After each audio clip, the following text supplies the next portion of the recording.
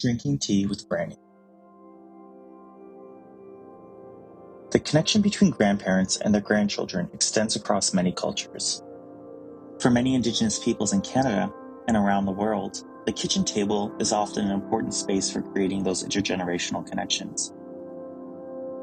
As a young child, I remember waking up to the smells and sounds of my grandmother's house on school days.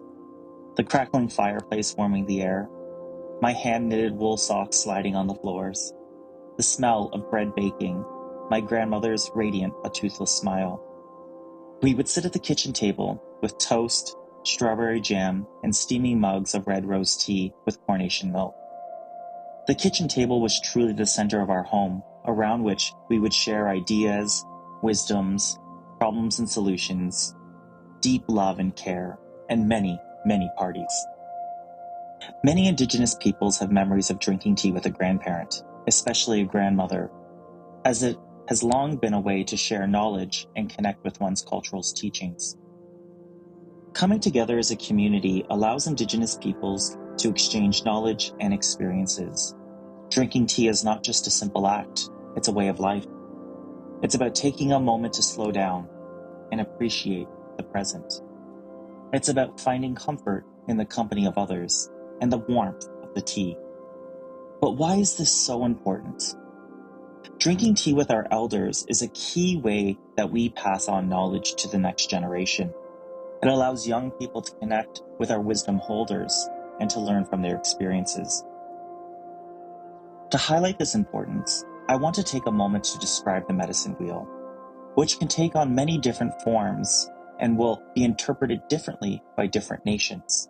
Each of the four directions, the east, the south, the west, and the north, are represented by distinctive colors such as black, red, yellow, and white. It also represents the stages of life: birth, our youth, adults, and our elderly, and the end of life. The seasons of the year, the elements of nature, and the aspects of life, our spiritual, emotional, intellectual, and physical abilities.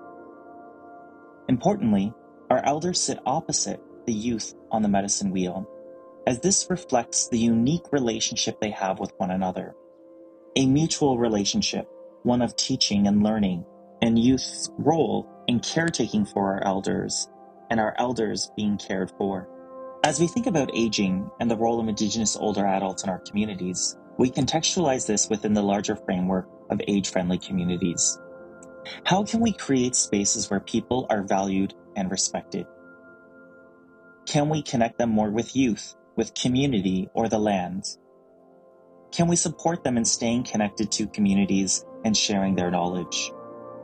One older Indigenous adult in Toronto told us, "I'm living here in a Native seniors building. I am far more comfortable displaying Native stuff, smudging, you know what I mean. And we have such an amazing common ground going on, all living here. We have common stuff. It's amazing." We gather knowledge in our Imagine Aging project through the use of drinking tea. This represents just one small example of the many ways we can come together in community to support each other.